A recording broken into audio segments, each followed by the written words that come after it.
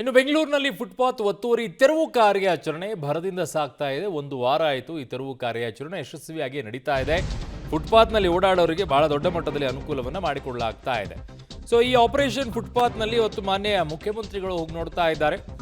ಏನಾಗ್ತಾ ಇದೆ, ಯಾವ ರೀತಿಯಾಗಿ ನಡೀತಾ ಇದೆ ಈ ಆಪರೇಷನ್ ಅನ್ನುವಂಥದ್ದನ್ನು.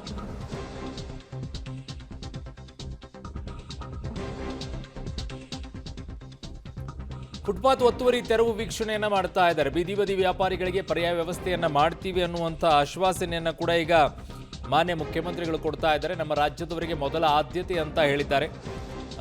ಎರಡನೇದಾಗಿ ಹೊರ ರಾಜ್ಯದಿಂದ ಬಂದವರಿಗೆ ಆಮೇಲೆ ಪ್ರಾಶಸ್ತ್ಯವನ್ನ ನೀಡಲಾಗುತ್ತೆ.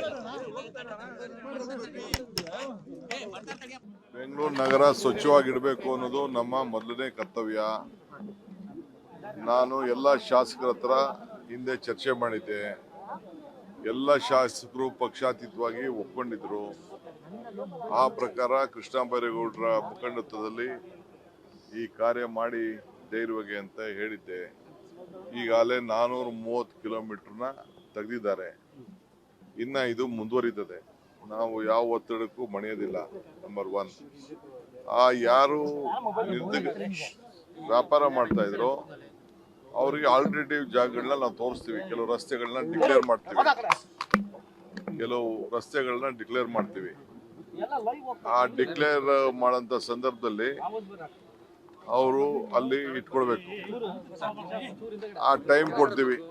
ಆ ಟೈಮಲ್ಲಿ ಅವ್ರು ಎತ್ಕೊಂಡು ಹೋಗ್ಬೇಕು. ನಮ್ಗೆ ಯಾರಿಗೂ ಹೊಟ್ಟೆ ಮೇಲೆ ಅವ್ರಿಗೇನು ರಿಜಿಸ್ಟರ್ ಮಾಡ್ಕೊಂಡಿರ್ತಾರೆ, ಆ ರಿಜಿಸ್ಟರ್ ಮಾಡ್ಕೊಂಡಿರೋರಿಗೆಲ್ಲ ಕೂಡ ನಾವು ಅವಕಾಶನ